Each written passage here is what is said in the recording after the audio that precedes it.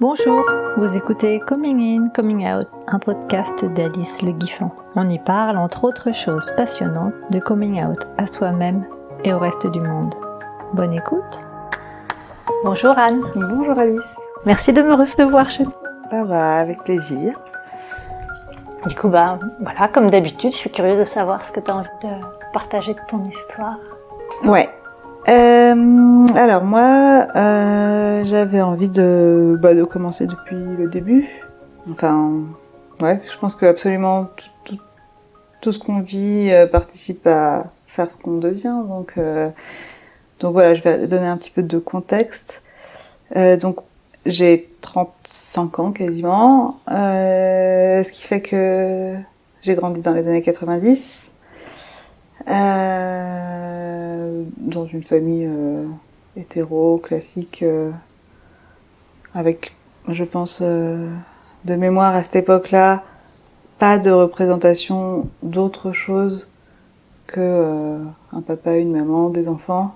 D'ailleurs, que c'était souvent des familles avec des enfants. Enfin, il y avait peu d'autres modèles de vie que le modèle purement classique. J'étais, une petite fille qui correspondait tout à fait à ce qu'on attendait d'une petite fille. Je rentrais dans les normes de genre, je mettais des robes, des bijoux, j'aimais bien le maquillage et probablement les histoires de contes de fées. De princesse. Ouais, de princesse. J'ai pas vraiment de souvenir d'être fan de princesse, mais je me souviens que je regardais aussi des séries un peu à la con, Sous le soleil ou des trucs comme ça. Donc vraiment, j'étais dans des représentations, je baignais dans des représentations vraiment hétérosexuelles. Et à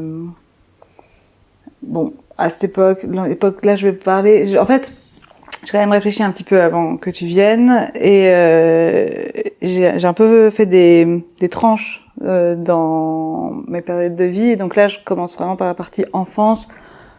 Donc entre ce que je me souviens, on va dire entre 5 et 10 ans. Donc de cette période-là, j'ai vraiment pas de souvenir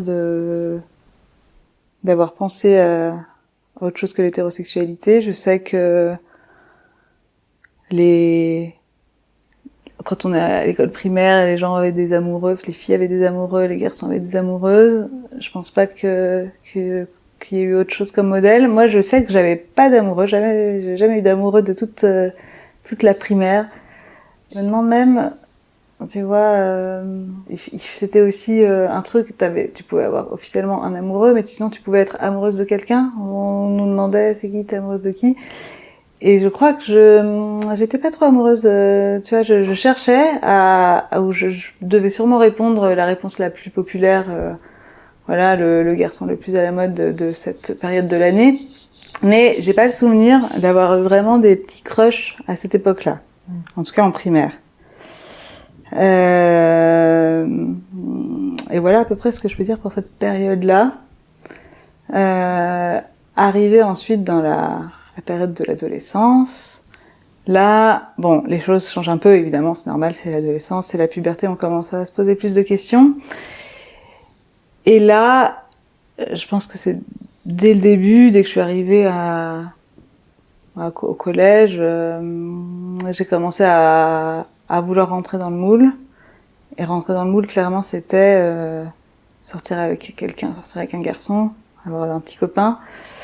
Alors c'était mon but. Je n'ai absolument pas réussi. Je n'avais jamais de copain, mais j'avais des ambitions. Des ambitions, voilà, exactement. J'avais des ambitions et j'avais des amoureux virtuels, quoi, dans ma tête. Et ça, je m'en souviens, c'est sûr. En parallèle, c'est aussi la même période où j'ai commencé aussi à avoir des représentations très petites, mais une idée que autre chose existait, que l'homosexualité existait. Alors c'est des très petites touches. J'essayais de me réfléchir à quand est-ce que j'ai réalisé que ça pouvait exister. Et je suis pas très sûre, mais je me souviens de quand j'étais en tout début de collège, je pense tout début de sixième, il y avait un garçon dans la classe un copain à moi, qui était ami qu'avec des filles, qui était un peu efféminé, et quelqu'un a dit ah bah il est un peu gay, il serait pas un peu gay? Et moi j'ai dit oui c'est vrai qu'il est assez gay, mais j'étais évidemment je connaissais pas le mot, donc j'avais pas pris le mot dans le bon sens, je pensais joyeux. Et elle a dû nous expliquer, et donc voilà, je pense que aussi loin que je me souvienne, c'est ça ma première, ma première représentation. Pas vraiment une représentation, hein, du coup, mais un concept. Mais voilà, je sais plus sinon si j'ai eu d'autres prises de conscience. Après, dans le reste de ce que je me souviens, je savais que ça existait. Et en termes de représentation, j'ai 2 images en tête. La scène du baiser de Willow et Tara dans Buffy contre les vampires, une série qu'on regardait à l'époque, donc c'était le début des années 2000 pour resituer. Et j'étais pas très fan de cette série, je la regardais pas de manière continue, mais en tout cas j'avais vu cet épisode-là et je m'en souviens très bien. Autant c'est assez impopulaire dans les gens de mon âge de pas trop aimer Buffy, mais moi j'étais pas fan. Je me rappelle pas forcément de toutes les saisons et de tout le déroulé, mais cet épisode m'a marqué. Je me souviens du moment où je l'ai vu, voilà. Après, j'ai pas éteint la télé en me disant ma vie a changé, j'ai compris quelque chose. Pas du tout. Mais juste, voilà, je me rends compte que ça fait partie des choses qui sont restées quand même un peu, dans mes souvenirs.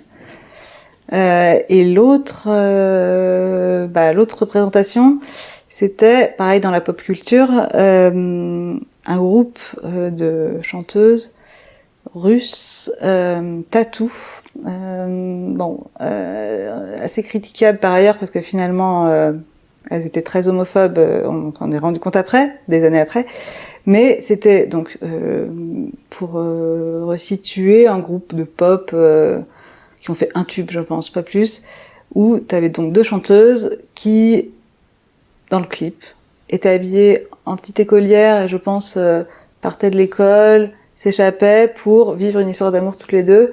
Et à l'époque, je comprenais pas vraiment l'anglais, c'était en anglais, mais le titre c'est All the Things She Said, donc tout ce qu'elle dit.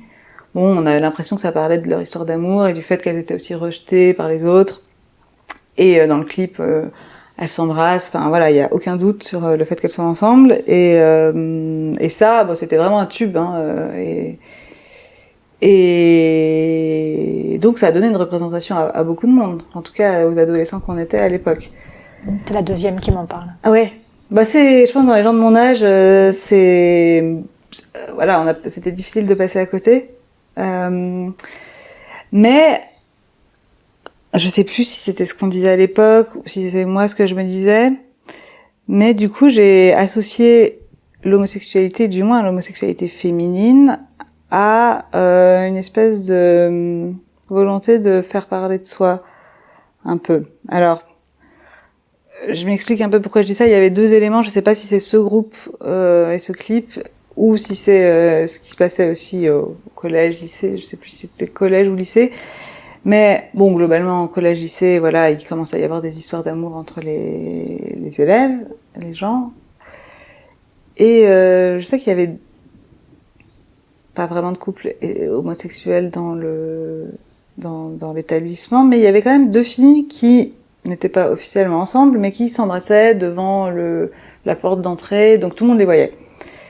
Et c'était des filles de ma classe, donc je les connaissais, je savais qu'à côté de ça, elles avaient des copains, mais voilà, elles faisaient ça, et donc voilà, et c'était, je pense, à peu près à la même période, et du coup, je mélange un peu, je sais plus qu'est-ce qui m'a fait commencer à me dire ça, mais en tout cas, suite à ça, et pendant plusieurs années, j'ai intégré le fait que, être lesbienne, être avec des femmes, c'était un peu pour faire parler de soi, et pas forcément vrai. Enfin, en tout cas pour moi, je me suis dit ça.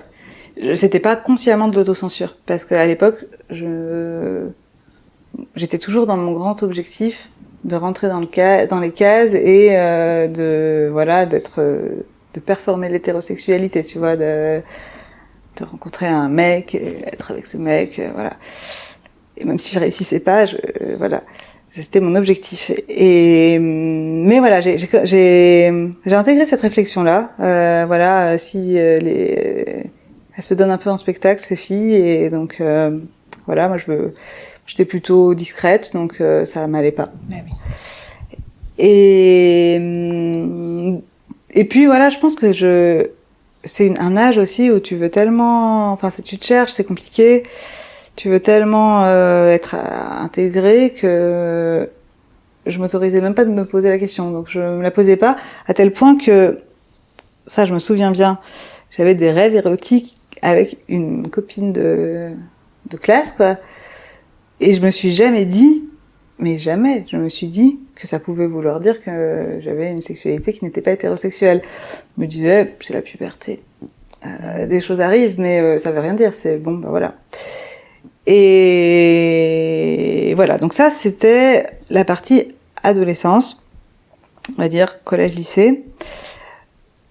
Point intéressant quand même là-dedans, je te disais que je savais pas quand j'ai entendu parler d'homosexualité la première fois, et ça je parle de quand j'avais plutôt 10-11 ans.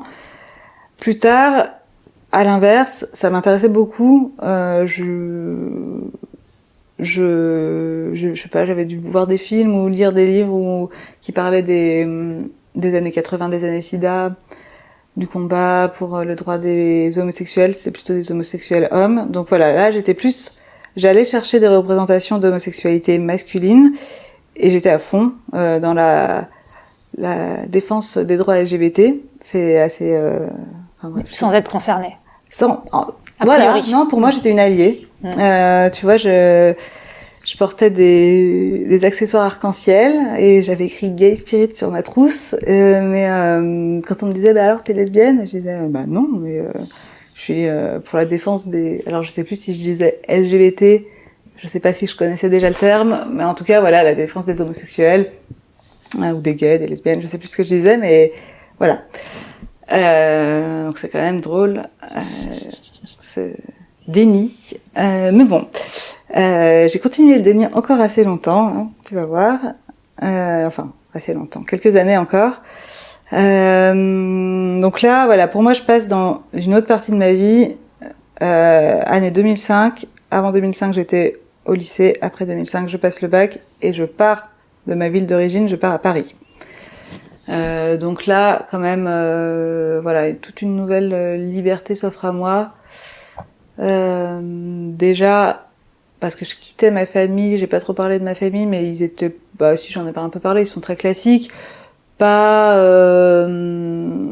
j'étais pas enfermée chez moi, mais j'étais pas non plus, j'avais pas non plus le droit de sortir à outrance. Enfin, j'étais un peu dans l'attente, je pense, pendant toutes ces années, de pouvoir faire ce que je veux plus tard.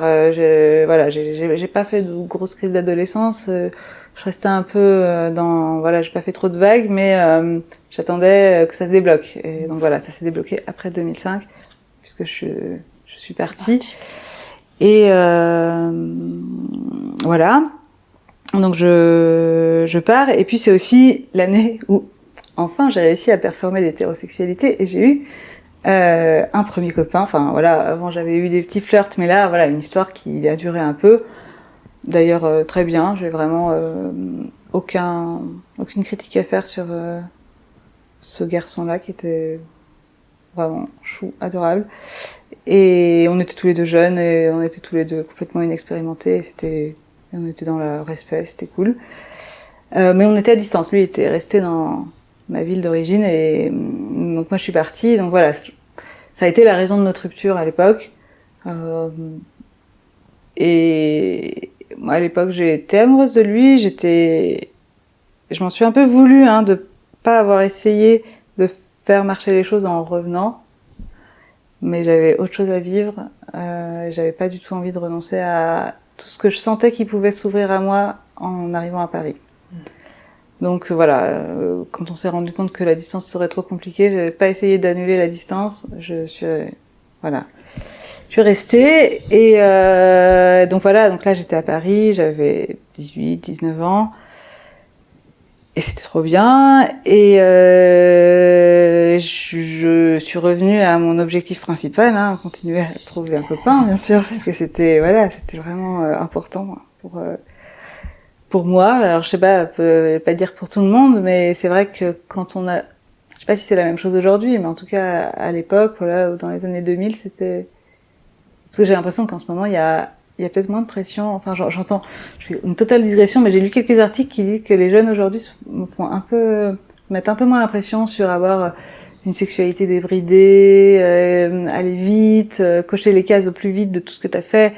À l'époque, il y avait quand même un peu cette pression. En tout cas, moi, je la ressentais. En tout cas, je l'avais complètement intégrée et c'était important pour moi. Donc voilà, je retombe à la chasse, toujours avec très peu de succès. Et d'ailleurs, j'ai dragué pendant. Alors, il faut dire aussi que j'étais assez timide, j'osais pas vraiment dire mes sentiments. J'étais pas trop habituée à parler de moi, de ce que je ressens, donc ça aidait pas beaucoup. J'en parlais ni à des amis, ni aux personnes que je convoitais un peu, donc tout se passait dans ma tête. Mais bon, j'ai développé une amitié et dragué un peu un garçon qui s'est révélé finalement lui aussi homosexuel. Enfin, on s'est un peu dragué, c'est-à-dire qu'on faisait des rendez-vous régulièrement, puis on s'est assez vite rendu compte, enfin assez vite, au bout de quelques mois de drague, que bon, ça n'irait pas plus loin, et on avait le même âge, 20 ans. Moi, je l'ai accompagné dans son coming out, à cette époque-là, et on est devenus très amis, et du coup, j'ai continué à l'accompagner, ce qui fait que j'ai pu directement accéder au monde LGBT, mais en fait, pas LGBT, vraiment vraiment gay. Donc voilà, lui il rencontrait des mecs, soit pour être amis, soit pour des histoires. Moi, du coup, je les connaissais, on traînait dans les bars gays de Paris, dans le Marais, et ça n'a rien à voir avec le monde lesbien, en fait. C'est vraiment des mondes parallèles qui se croisent pas vraiment. Enfin, en tout cas, si, ils se croisent. Mais moi, à l'époque, je les croisais pas du tout. Donc, en fait, à partir de là, je suis toujours un peu comme quand j'étais au lycée où je disais non, je suis pas lesbienne, mais je me bats pour le droit des homosexuels. Là, c'était un peu la même chose. Finalement, j'avais une partie de moi qui était dans un environnement hétéro de par les gens que je côtoyais pendant mes études. Voilà, mes colocs, mais quand même, là où je développais le plus mon réseau amical, c'était où c'était peut-être deux mondes parallèles. C'est pas vrai, c'était peut-être pas le plus, mais j'avais mes deux mondes parallèles, mais voilà, toujours un pied dans le monde LGBT, mais voilà, plutôt G. Côté homme. Et voilà, ça dure quelques années, ça. Bon, je continue à mes histoires un peu ratées de mecs. Et ça, voilà, j'ai entre 20 et 22, 23 ans. On dirait que c'est très long. Dans ma tête, j'avais l'impression que c'était long, mais en fait, c'est rien. C'est des très petites années, mais c'est des années pas faciles. Enfin, moi, j'y retournerai pas. On se pose beaucoup de questions sur tout. En fait, on doit tout inventer.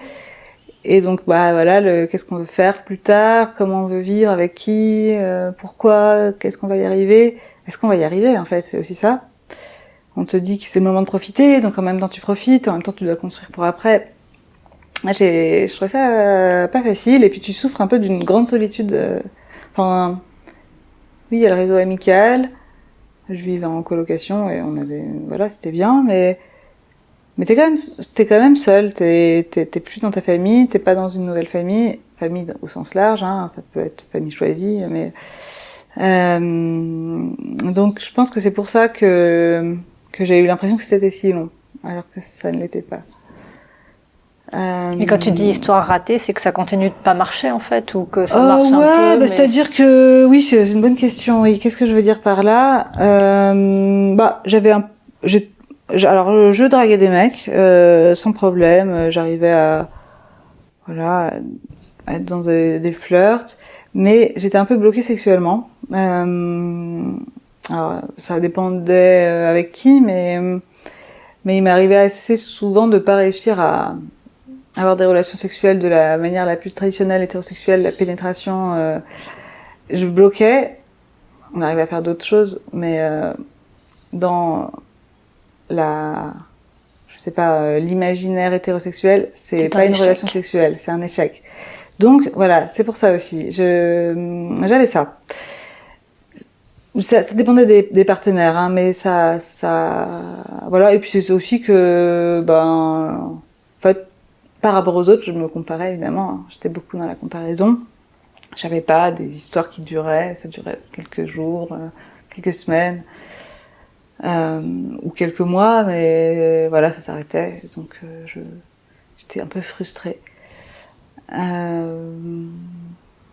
Voilà, je sentais que j'étais toujours un peu dans une recherche, mais après c'est aussi ce qu'on nous... Enfin, j'étais tout simplement un personnage de film, tu sais, c'est ces filles qui cherchent un mec, qui trouvent pas, qui sont dans la... Voilà, j'étais ça, mais j'étais exactement comme les représentations voulaient que je sois. Et voilà. Et à l'époque, est-ce que je me posais des questions j'ai pas ce souvenir que je me posais des questions. J'étais toujours... voilà, pour moi, j'étais hétérosexuelle et voilà. Mais pourtant, j'écrivais un peu un journal intime que j'ai pas lu depuis longtemps, mais j'avais relu quelques années après, où j'avais dit que j'étais à la recherche d'un homme ou d'une femme, blablabla. Après, je me lamentais sur ma situation, qui n'était en fait pas très problématique, mais bon. Voilà, j'étais là, quelque part tout allait bien, parce qu'en fait j'étais quand même dans une case qui était très reconnaissable, voilà, comme je te disais, comme dans les comédies romantiques, quoi. Et j'étais pas prête à me poser quelques questions que ce soit, jusqu'à ce que, et là voilà, j'arrive enfin au début du vrai questionnement, jusqu'à ce que je croise une fille et que je devienne un peu amoureuse transie de cette fille. Vraiment, c'était ça. On était dans la même promo. Enfin, on était en cours ensemble dans une matière. Elle était assise en face de moi, plus ou moins dans des tables en U. Et j'ai pas compris tout de suite. Hein. Je la regardais et j'étais un peu vraiment transie. J'étais fascinée par elle. On se parlait pas spécialement, mais voilà. J'avais envie de la voir, d'en savoir plus sur elle. Et elle était là seulement pour l'année. Elle était là en échange en Erasmus. Et comme je l'ai un peu dit, j'étais pas quelqu'un... Enfin, si, comme je disais, oui, j'arrivais à draguer des mecs à cette période-là, mais quand même, j'avais du mal à parler de moi, de parler de mes sentiments, donc évidemment, je suis restée très discrète. Et j'ai quand même réussi à devenir amie avec elle, à créer quand même un lien à l'époque assez fort, mais sans jamais avouer mes sentiments du tout, d'autant que elle avait aussi un mec à l'époque, donc voilà, il n'était pas non plus question que j'essaye de faire foirer son histoire, même si bien sûr dans mes rêves j'avais très envie qu'elle change d'avis et qu'elle vienne à moi. Et là, voilà, alors là, ça a été une année, ça a duré une année, pas un an, mais une année scolaire, donc on va dire de octobre à juin, où j'étais complètement perturbée. En fait, là, il m'a fallu, j'osais pas trop en parler à mes amis du cercle de nos études, pour pas qu'ils le sachent, Donc j'en ai commencé à en parler à des gens un peu extérieurs. Je pense que j'en ai parlé un peu à mes amis homosexuels que j'avais dans mon groupe parallèle. Et il me semble que j'en ai surtout parlé à des gens, tu sais, que des fois que tu croises en soirée mais que tu connais pas. Ou là, du coup, tu peux y aller puisque tu les connais pas. Il n'y a pas de risque. Ouais. Et alors, ils essayaient de me donner des conseils sur comment l'approcher. Mais moi, j'étais aussi dans un questionnement un peu plus large, je pense. Attends, je suis en train de tomber amoureuse d'une fille, qu'est-ce qui se passe? Bon, en tout cas, ce que je voulais, c'était réussir à créer quelque chose avec elle. J'ai réussi à créer de l'amitié. Au final, rien de plus, hein. Rien de plus. Et puis en plus, elle est partie. L'année scolaire s'est terminée, donc elle est repartie. On a gardé un lien, mais bon, de toute façon, on était loin. Mais bon, en tout cas, grâce à cette histoire qui n'a pas abouti, j'ai été obligée de me dire, attends, prends un peu de recul, qu'est-ce qui s'est passé? Est-ce que c'était juste elle? Est-ce qu'il y a quelque chose à explorer là-dedans? Donc là, oui, je lui ai répondu, oui, il y a quelque chose à explorer là-dedans, mais je savais pas trop comment faire, parce que j'avais beau avoir des amis homosexuels, ils étaient pas du tout, il n'y avait aucun lien avec les lesbiennes, le monde de lesbiens, voilà. Je savais pas du tout comment faire, et donc au final, mon ami dont je parlais au début, que j'avais dragué avant qu'on fasse nos coming out respectifs, que j'avais accompagné dans son coming out, je l'avais aidé à s'inscrire sur un site de rencontre parce que clairement, déjà à l'époque, c'est une bonne technique. Il m'a lui aussi dit, allez, inscris-toi sur c'était pas Tinder à l'époque, c'était Gayvox. Il m'a donc aidé à faire ce profil et ça faisait un peu peur, hein. C'était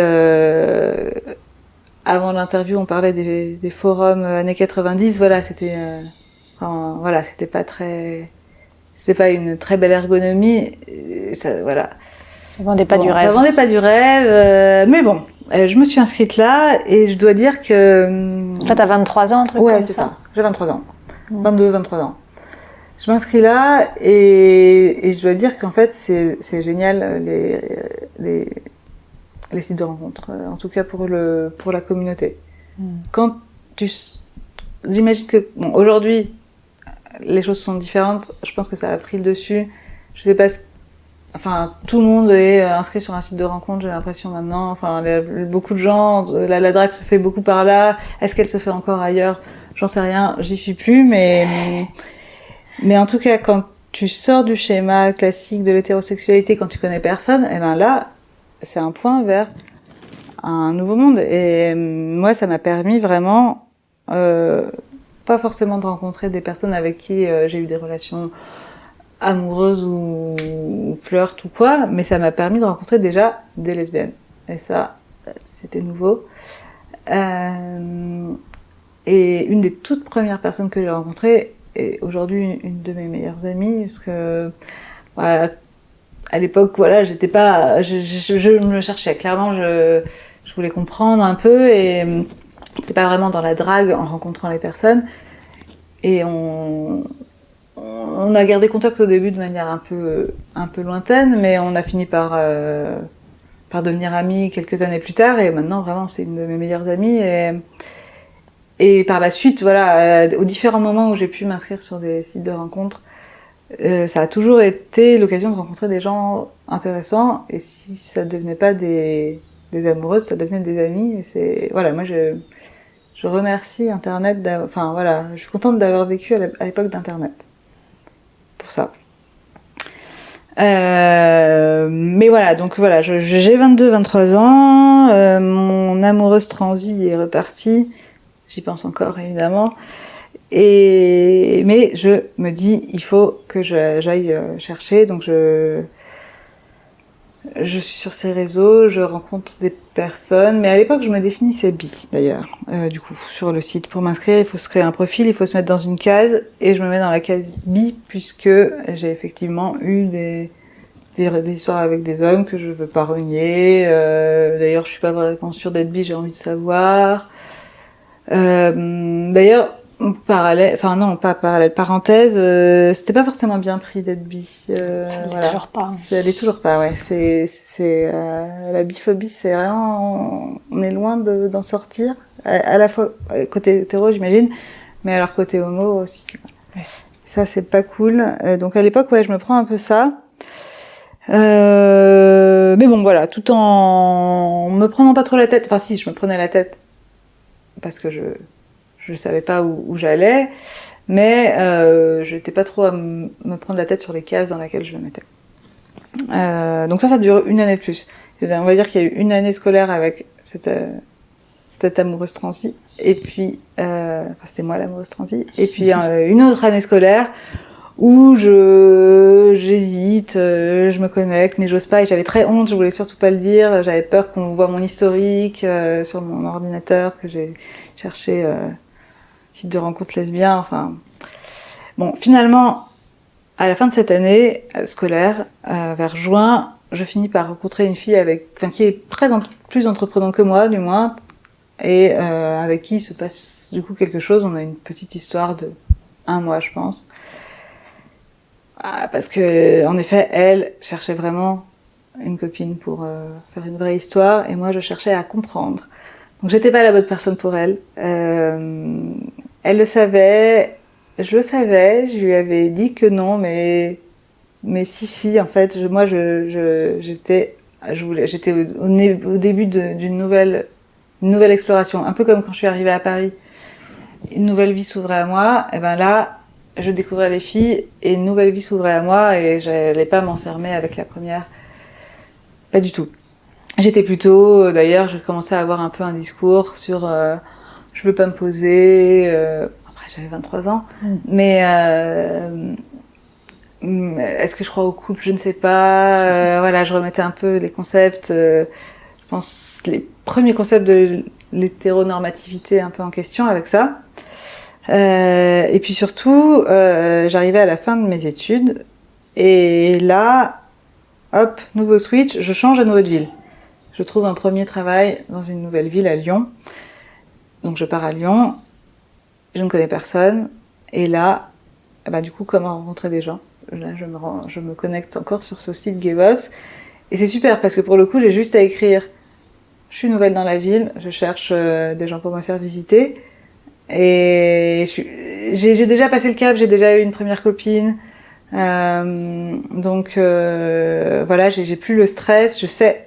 Oui, en fait, j'ai oublié de dire le plus important. Je sais que ça me plaît, en fait, les filles, la sexualité avec les filles. Et ça, c'est vrai que c'est la première fois que j'ai couché avec cette première copine. Je me suis dit, en fait, c'est ça le sexe. J'ai vraiment une impression de découvrir un truc. Tu sais, on te dit, ah oui, le jour où t'as la première relation sexuelle de ta vie, ça se voit, tu es changé, blablabla. J'ai toujours trouvé que c'était complètement ridicule comme phrase. Et là, je sais pas si ça se voyait, mais moi, j'avais l'impression d'être une personne complètement différente. Et j'étais tellement sûre de moi en marchant dans la rue. J'étais là, mais oui, ça y est, voilà, c'est trop bien. J'ai découvert quelque chose, j'ai découvert la vie. Donc oui, voilà, j'oublie le plus important, mais... C'est quand même très important, en effet. Ouais. Et je découvre aussi qu'est-ce que c'est d'avoir une relation aussi avec une fille. Alors, peut-être que c'était particulièrement elle, mais on parlait tout le temps, on décortiquait tout. C'était impossible d'avoir un non-dit, un sentiment que t'arrives pas à exprimer. On parlait pendant des heures, et moi j'adorais, donc du coup voilà. Après au final, pas toutes les femmes sont comme ça, mais elle en tout cas c'était ça. Ça faisait un gros contraste avec les hommes, en tout cas ceux que j'avais connus, donc c'était bien. Puisqu'entre temps moi j'avais appris à parler de moi, et j'avais trouvé que ça avait un vrai intérêt. Donc voilà, ça matchait très bien. Donc c'est pour ça que voilà. Cette fin en fait, voilà, ça a été 5 ans, tu vois, après la fin de mon adolescence, je suis arrivée à Paris, je suis dans ma tout début de vingtaine, voilà, c'est entre 2000 et 2005, 5 ans, où je rentre enfin officiellement dans l'hétérosexualité, ce que je voulais absolument, et j'en sors. Hop, nouveau 5 ans commence, de 2010 à 2015, c'était mes jeunes années de lesbienne, de Gwyn.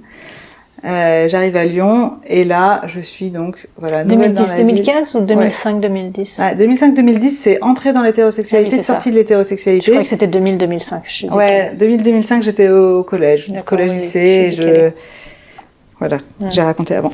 Oui. Voilà, là, j'arrive en 2010 à Lyon, et là, j'arrive donc beaucoup plus sûre de moi par rapport à ma sexualité. Je continue à dire que je suis bi. C'était la dernière fois. C'était à ce moment-là. Et là, du coup, là, j'ai commencé à, comme je te disais, à rencontrer des personnes, pas forcément dans un but amoureux, mais dans un but de rencontrer des gens dans une nouvelle ville, sortir, voilà, j'avais 23 ans, donc je sortais. Et j'ai eu mon premier groupe de copines lesbiennes, et ça, c'était trop bien. C'était un peu mon rêve. Alors oui, puisque j'ai oublié de parler de la représentation lesbienne la plus importante quand même des années 2000, qui est le L-Word. Et donc je fais un petit retour en arrière pour dire que j'avais quand même regardé le L-Word en entier en étant fan dans ma période d'hétérosexualité la plus foisonnante. Voilà, bon, on était nombreux à regarder tout en étant hétéro. Enfin, c'était une des séries qui était à la mode à l'époque. Mais en tout cas, voilà, moi j'étais à fond. Même quand ça battait un peu de l'aile dans les saisons finales de la première version, j'étais toujours à fond. Et donc, sans me dire que ça voulait dire quoi que ce soit, mais oui, je me souviens qu'à une époque, j'avais un copain, un mec, et je lui montrais ces épisodes-là en lui disant que j'adorais, et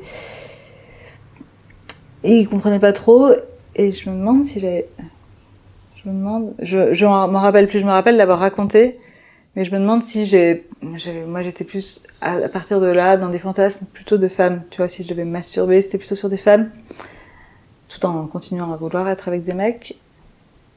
Mais voilà, je me souviens avoir raconté ça, j'arrive plus trop à m'en souvenir, mais il y avait quand même le L-Word pendant toute cette période qui m'a accompagnée.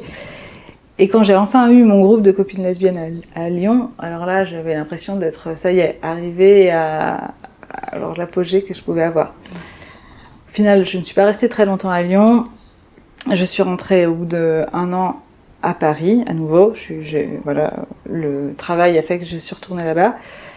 Et c'est là que j'ai, en fait, opéré comme un... J'aurais pu retourner avec mes amis d'avant. Je l'ai peut-être un peu fait, mais la fin des études, le fait d'avoir commencé à travailler, d'être partie dans une autre ville, revenir, finalement, j'ai plutôt développé des nouvelles amitiés. Et là, clairement, vraiment du côté du monde LGBT et du monde lesbien. Et en fait, ça s'est pas vraiment arrêté. Finalement, les personnes que j'ai connues à cette époque-là, donc là, on est en 2012, 2011, 2012, 2013, c'est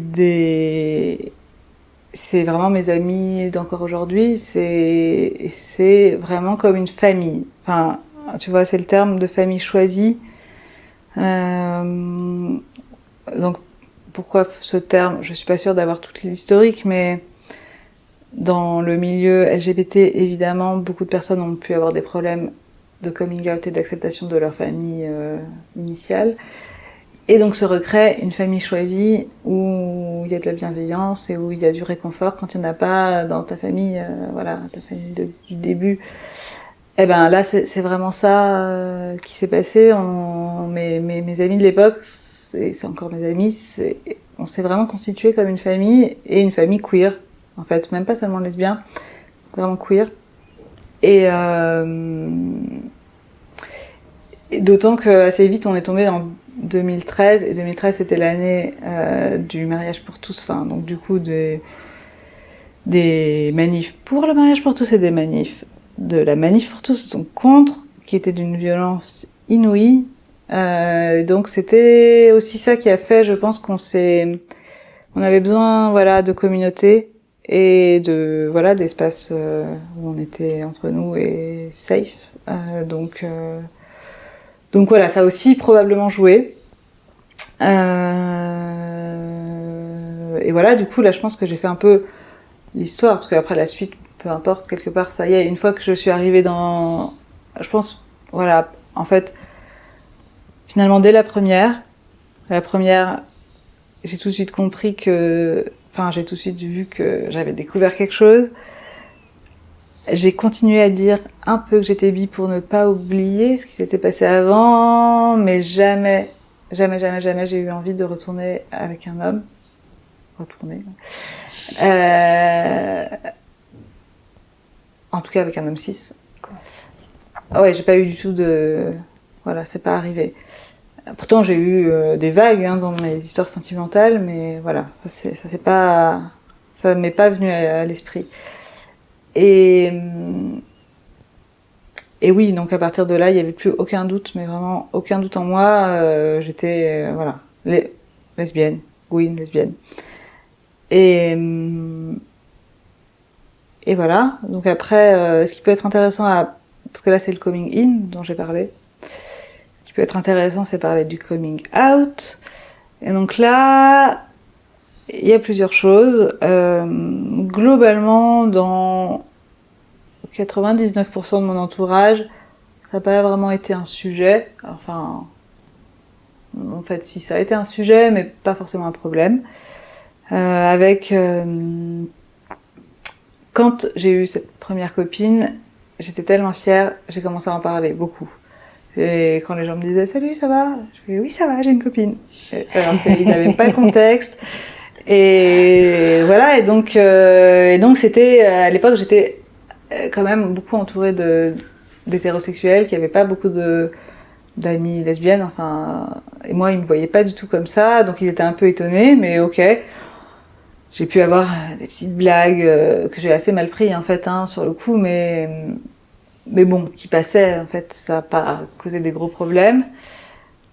Des gens un peu incrédules, ok.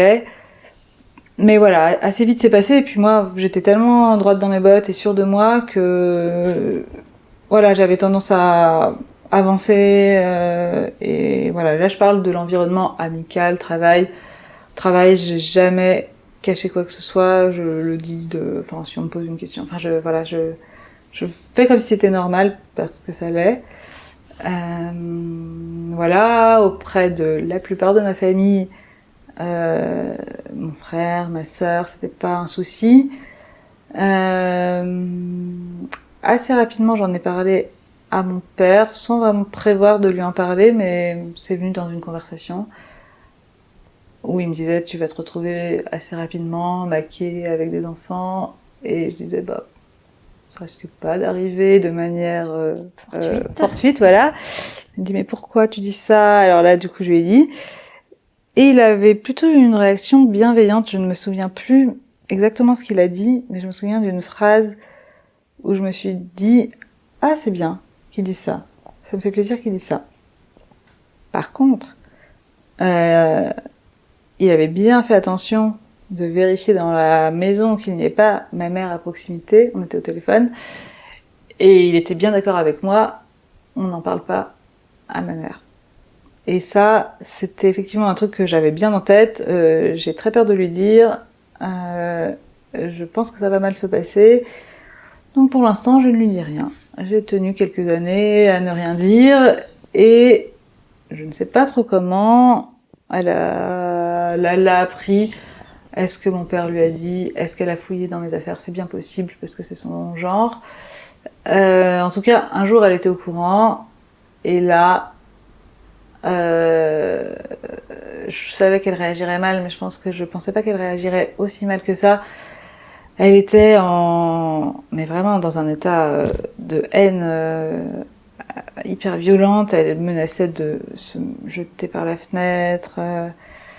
Si c'est pas elle qui se tuait, c'est moi qui le tuais. C'était vraiment. Et puis elle était hyper insultante, très graphique dans ses insultes, donc c'était un peu dégueu. Voilà, bon, après, elle est très colérique, donc c'est pas la première fois que je la voyais faire des crises comme ça, mais là, c'est quand même un peu un niveau supérieur.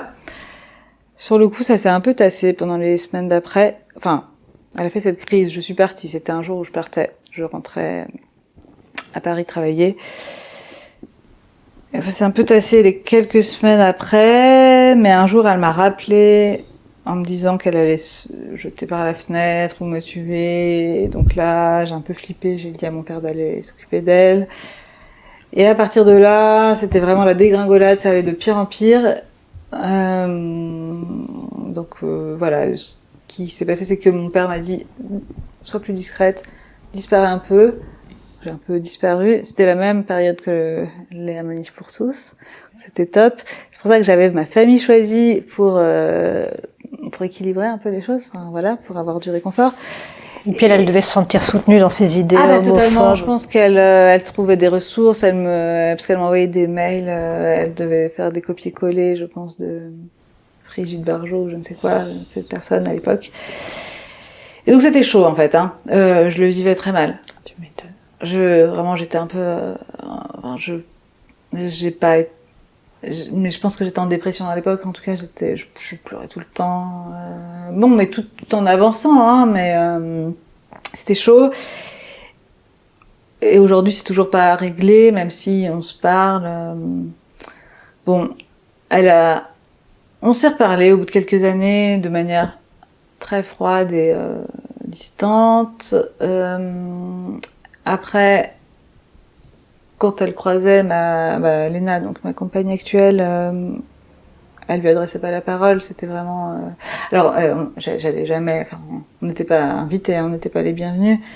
Mais on s'est arrivé qu'elle se croise dans un événement, on va dire familial. Mais voilà, aucune. D'ailleurs, on les a même pas présentés. C'était pas possible. Elle était vraiment trop dans le rejet. Et ce qui a débloqué les choses, c'est le fait d'avoir un enfant. Parce qu'aujourd'hui, on a donc un enfant. Tant que j'étais enceinte, elle restait sur ses positions, très froide, dans le rejet un petit peu. Envie de connaître probablement son petit enfant, mais surtout pas de voir cette horrible perverse avec qui sa fille est. Mais du jour où il est né, elle a, je sais pas, ravalé sa fierté. Et elle fait maintenant comme si de rien n'était. Mais vraiment, comme si de rien n'était. Donc moi, ça m'énerve. Mais par, je sais pas, politesse, j'accepte la situation telle qu'elle est. Et je la laisse à distance, mais je lui laisse avoir une relation avec son petit-fils. Tout en étant là, en ne les laissant jamais seuls. Mais bon, pour qu'ils connaissent ses grands-parents, en tout cas de ce côté-là. Voilà. Bon, ça c'est moi ma manière de gérer, et ça c'est pas forcément ça qui nous intéresse, mais voilà, c'est tout ça pour dire que ça a été, mon coming out s'est très bien passé partout, sauf pour elle. C'est quand même un gros morceau, déjà parce que bon, c'est ma mère, voilà, et parce que ça a pris beaucoup de, ça a pris beaucoup de une grosse ampleur en fait, ça a pris une grosse ampleur parce qu'elle a monté la mayonnaise. C'est sa personnalité, elle est quelqu'un d'assez expressif, un peu violent dans sa manière de s'exprimer. Donc voilà, tout prend des grosses proportions et le chantage au suicide quand même. C'est pas rien. Oui, c'est ou vrai. Au meurtre. Rien. Oui. Ouais. Alors, tu vois, elle m'a peut-être dit ça 2-3 fois, parmi tout ce qu'elle m'a dit, mais beaucoup. C'est pour moi, en tout cas, je m'en souviens. C'est un truc dont j'oublierai pas.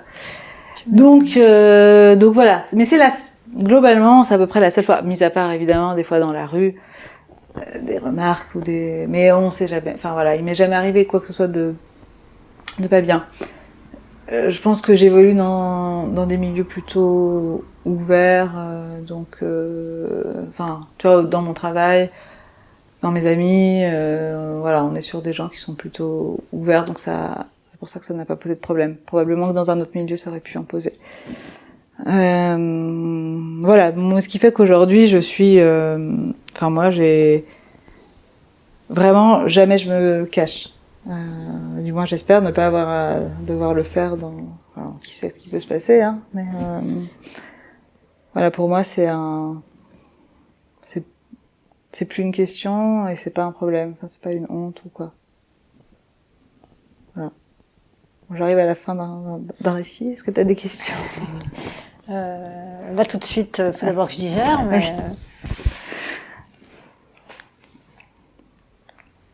Oui, est-ce que tu as envie de parler de votre enfant?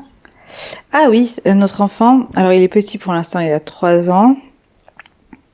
De comment... Ouais, que dire sur lui?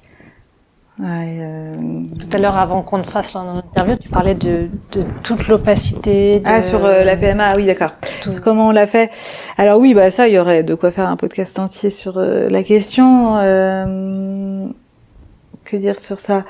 En fait, du moment où avec Léna, on s'est dit qu'on voulait avoir un enfant, on savait globalement qu'il fallait aller à l'étranger. Donc, on a fait cet enfant il est né en 2019. Donc voilà, c'était 2018 quand on a commencé à en parler. C'est allé vite pour nous, donc c'était voilà cette année-là. Donc 2018, le mariage était autorisé, l'adoption était autorisée, mais pas la PMA pour toutes. Donc on pouvait pas être en France, il fallait forcément aller à l'étranger. Ça, on savait. La France, c'est pas possible. L'Espagne, c'est possible. La Belgique, c'est possible. Donc ça, on savait. Alors oui, on savait que il fallait pas forcément être marié pour faire la PMA, mais il fallait être marié pour que celle qui n'a pas porté puisse adopter l'enfant et non pas reconnaître. Car à l'époque, ce n'était pas possible de reconnaître. Maintenant, c'est possible.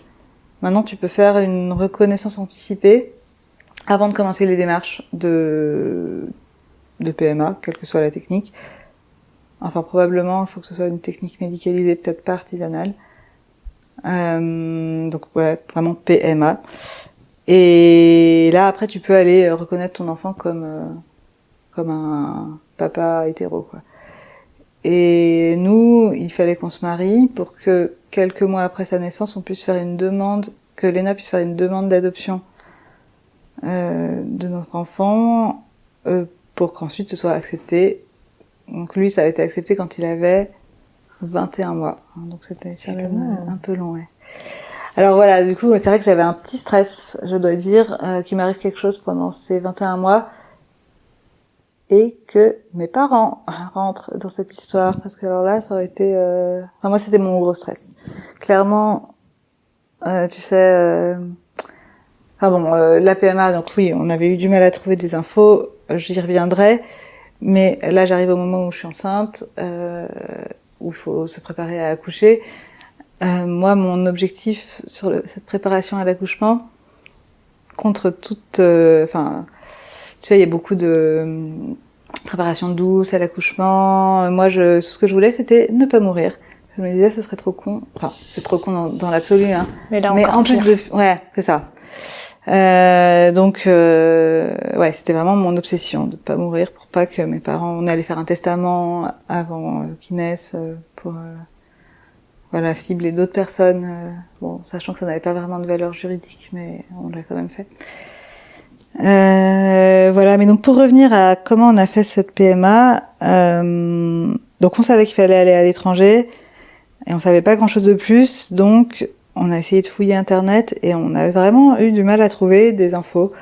On tombait sur des sites qui semblaient d'être un peu enfin en fait dans leur apparence ils avaient l'air très vieux. C'était des forums, tu vois, des forums. Ça fait longtemps qu'on n'avait pas vu des forums. Donc on n'était pas sûr que les infos soient vraiment très à jour. Après, probablement qu'on n'avait juste pas appuyé sur le bon bouton, tu vois. Mais bon, en tout cas à l'époque, on a eu du mal à trouver. Donc on a fini par s'inscrire dans une association qui s'appelle APGL, Association des parents gays et lesbiens.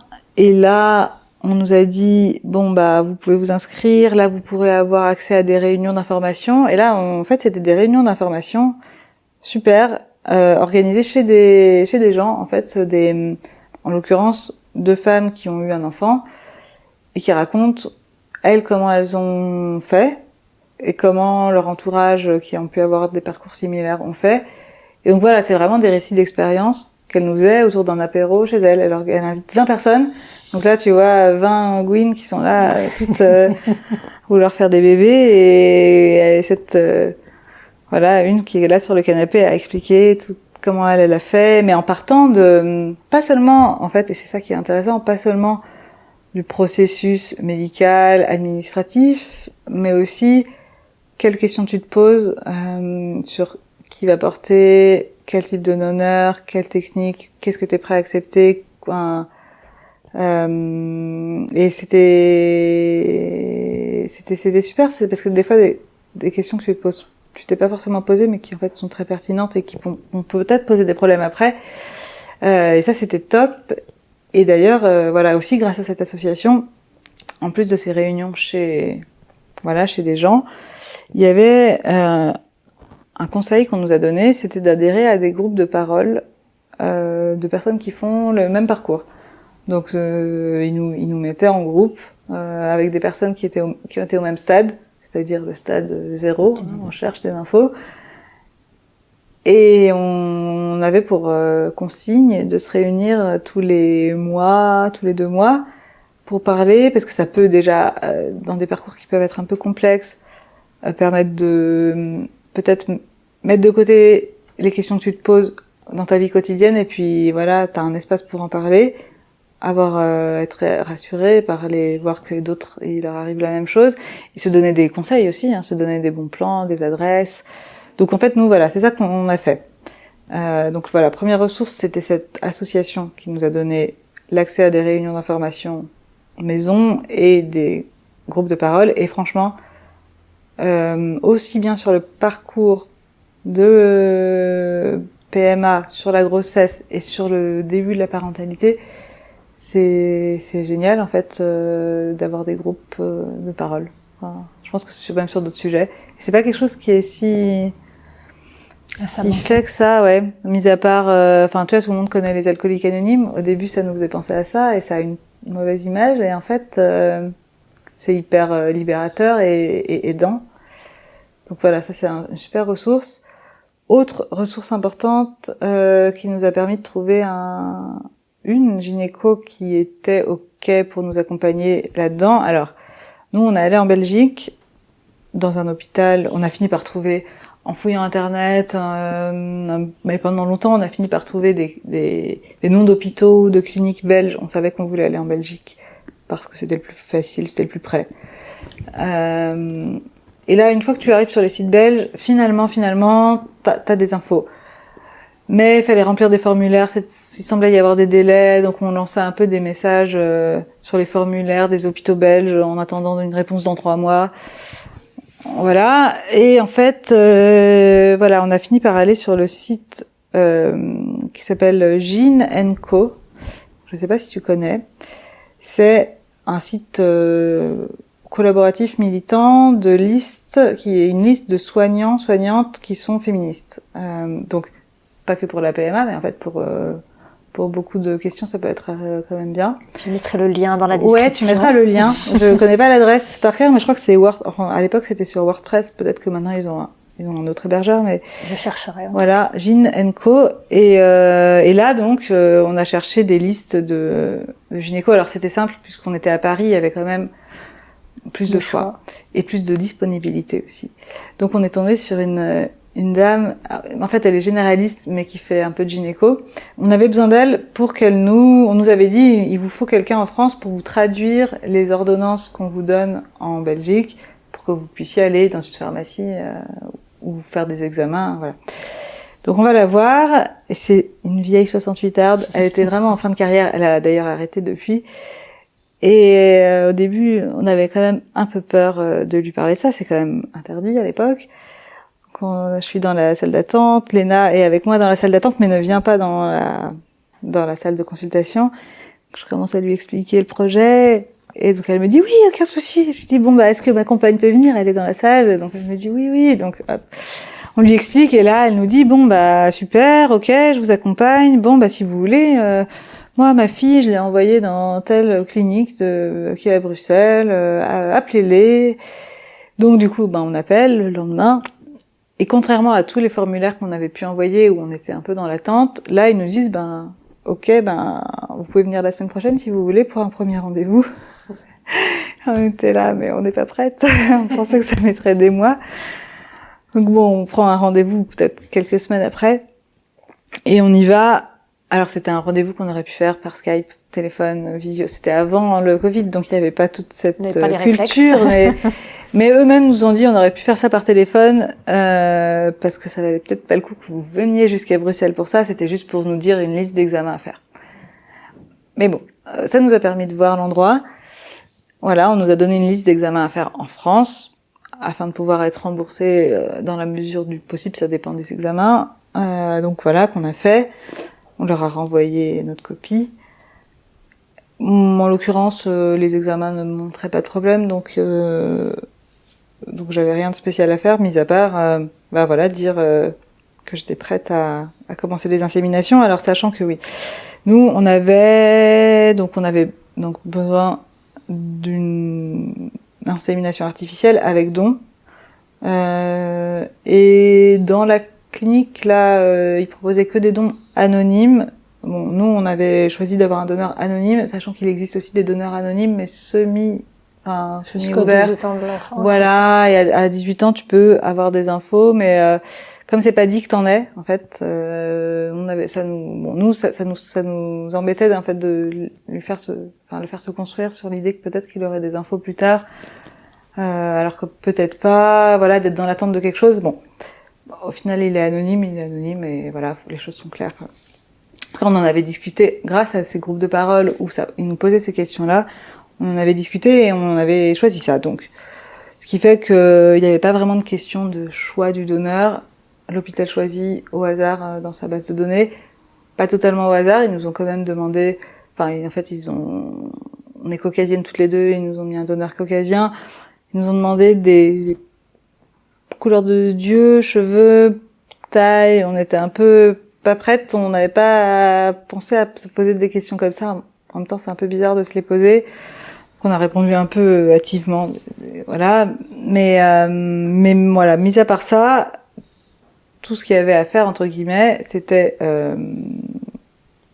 en fait, traquer son ovulation, prévenir que tu te lances dans un cycle de test. Et checker ton ovulation, et alors, bon, ça signifiait faire des prises de sang et des échographies un peu régulièrement, envoyer tes résultats avant 15h ou 14h à l'hôpital belge, qui t'appelle vers 18h pour te dire, vous venez demain, ou non, vous refaites un examen dans 2 jours, parce que c'est pas encore prêt. Donc voilà, ça c'est des petits moments un peu de stress, où t'essayes de faire tes examens dans la journée, sur ta journée de travail, tu sais pas si tu vas devoir partir du jour au lendemain. Et encore, on habitait à Paris, donc c'était le Thalys direct, c'était quand même assez facile. Fallait pas prendre d'hôtel, il fallait juste annuler sa journée, mais bon, quand même. Voilà. Donc on a fait comme ça, on a eu de la chance, ça a marché la 2e fois, donc ça a pas été fatigant, ou voilà, même psychologiquement, ni même financièrement, parce que c'est quand même cher. Au moment, on aurait dû arrêter si ça marchait pas. Bon, ça a marché vite, donc tant mieux. Voilà. Ça, c'est pour la partie conception. Ensuite, une fois que j'étais enceinte, là, plus besoin d'aller en Belgique. En France, je suis accueillie comme quelqu'un de, voilà, comme normal. Quelqu'un de normal. Et même par rapport à Léna, elle est toujours venue avec moi à absolument tous les rendez-vous. Et c'était pas du tout un problème. Aucun soignant n'a posé aucun problème. Voilà. Donc il y a eu trouver des infos, faire des allers-retours en Belgique. Et après, aujourd'hui, la loi a changé, mais je pense que les gens qui ont les moyens continuent à aller à l'étranger pour que ça aille plus vite. Ouais. Voilà. Et puis il y a eu la question de l'adoption qui était un peu longue. Après, il y a eu le Covid au milieu de notre période de demande d'adoption, donc ça a ralenti forcément les choses. Voilà pour lui. Après, lui, il est petit, mais on lui a raconté, tu vois, on pourrait te montrer, on lui a fait un livre où on lui explique un peu comment, voilà. Alors dans une version très simplifiée, mais comment on l'a fait. Maintenant qu'il grandit un peu, on peut commencer à aller un peu plus loin. Et donc il va nous falloir des nouvelles ressources, mais est-ce qu'on va lui refaire un livre nous, ou est-ce que on va trouver dans le commerce, peut-être. Mais voilà, il est au courant de son histoire. Il en parle pas plus que ça pour l'instant. Il sait qu'il a 2 mamans, que la plupart des gens ont un papa et une maman, mais il a aussi quand même quelques autres représentations. On a d'autres amis qui sont soit seuls, soit lesbiennes avec un enfant. On a aussi 2 papas avec un enfant dans notre entourage. Donc voilà, il a quand même une variété de représentations. Ça c'est pas mal par rapport à moi par exemple, parce que j'ai pu avoir. Et du coup, ça marchait 3-4, je vais y arriver. C'est toi qui a porté l'enfant? Oui. C'était une décision facile à prendre? Oui, en l'occurrence pour nous, oui, parce que moi j'avais envie, Elena n'avait pas envie. Donc c'était très facile. Ouais. Et ouais, c'était principalement ça la raison. L'autre raison, c'était que j'étais un peu plus jeune, donc on s'est dit il y a peut-être un peu plus de chances que ça marche vite. C'est pas forcément évident, hein, mais voilà. On n'a pas non plus envie d'avoir, enfin on avait envie d'avoir que un enfant, donc il était pas question d'alterner non plus. Donc c'est pour ça on a. Mais voilà, nous ça n'a pas été compliqué pour nous.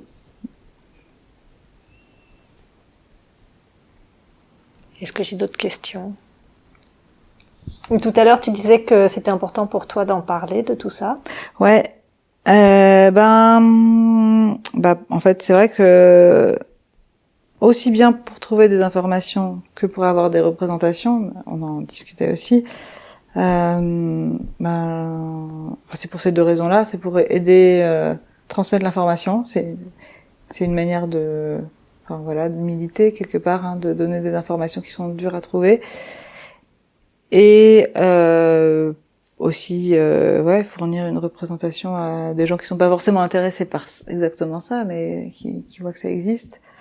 Je pense que moi, je t'ai dit les quelques représentations que j'ai eues dans mon enfance, adolescence, et qui m'ont vraiment marqué. Elles étaient pas si nombreuses, donc je pense que au plus on a de représentations, au mieux c'est. Moi, j'aurais voulu avoir plus de représentations. Aujourd'hui, il y en a quand même beaucoup plus. Et tant mieux. Est-ce qu'on est déjà dans une normalisation? Je sais pas, tu vois. Donc, à mon avis, il y a encore besoin de faire un peu plus de... Ouais, il y a encore du travail pour... Donc, voilà, c'est pour participer à ça. Et en plus, on est sur une... En tout cas, sur la PMA, on est sur une représentation positive. On a réussi assez rapidement. Alors, on peut pas comparer, tout le monde est différent et ça n'a rien à voir avec les infos qu'on a.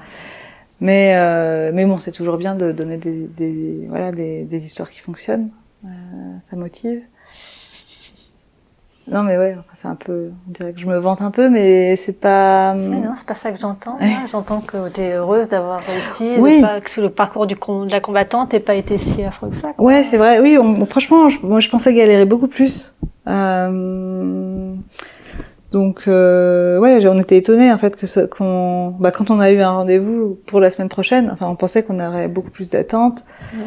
On avait peur de tomber sur des soignants malveillants ou on avait peur de se faire dénoncer à la Sécu.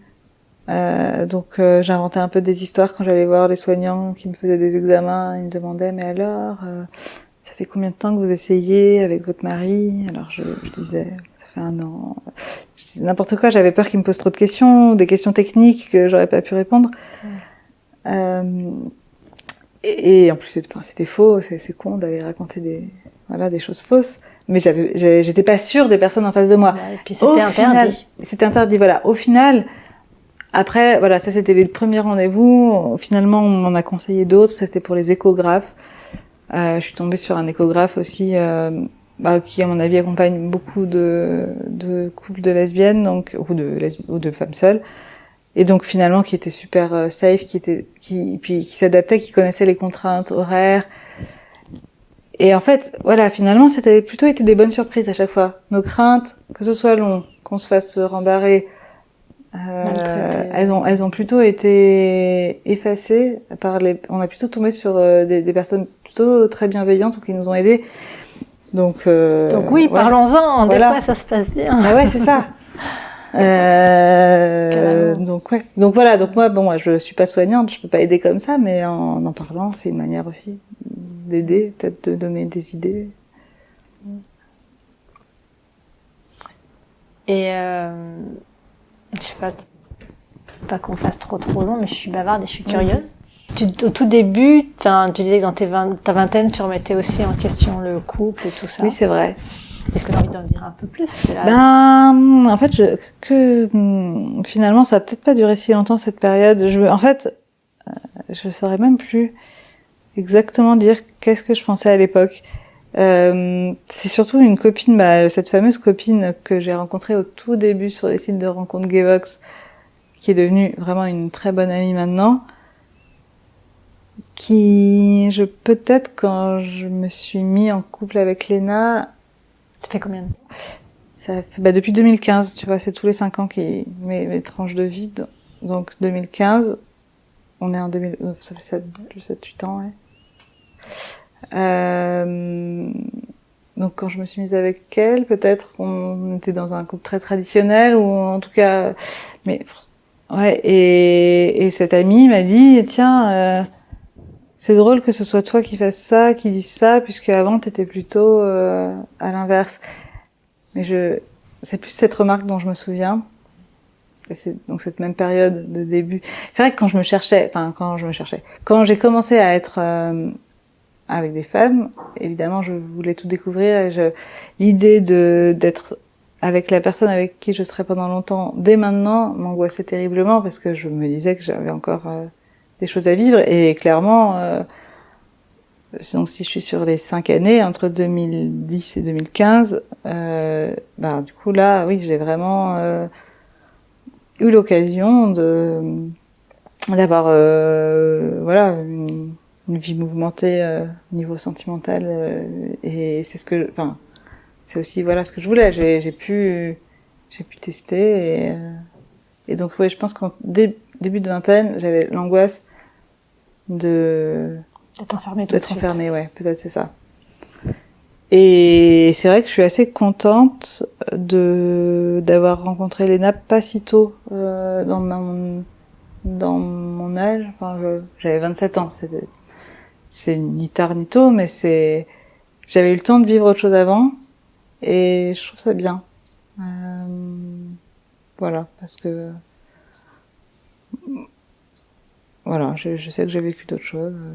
Je sais pas trop comment l'expliquer, mais du coup t'es contente de vivre ça pleinement. Ouais, peut-être, c'est ça. Je me sens pas frustrée, quoi. Je me dis pas voilà. Non, du coup je suis plus apaisée, peut-être, grâce au fait que j'ai fait autre chose avant. Ouais. Super. Est-ce qu'il y a une dernière chose que tu as envie de dire et que je penserais pas de demander, ou est-ce qu'on a fait le tour? Non, il y aurait plein de choses, mais non, là comme ça, une chose, j'arriverai pas à dire. Donc non, on va s'arrêter là, c'est bien. Merci beaucoup. Je t'en prie, c'était un plaisir. Voilà, c'est terminé pour aujourd'hui. J'espère que cet épisode vous aura plu, et je vous retrouve bientôt avec une nouvelle interview. D'ici là, n'hésitez pas à me contacter si vous avez envie d'être interviewé, et à faire connaître ce podcast autour de vous, en parlant, en écrivant un commentaire, ou en lui attribuant tout un tas d'étoiles. Vous pouvez dorénavant aussi nous retrouver sur Facebook ou sur Instagram @comingin coming out. À bientôt!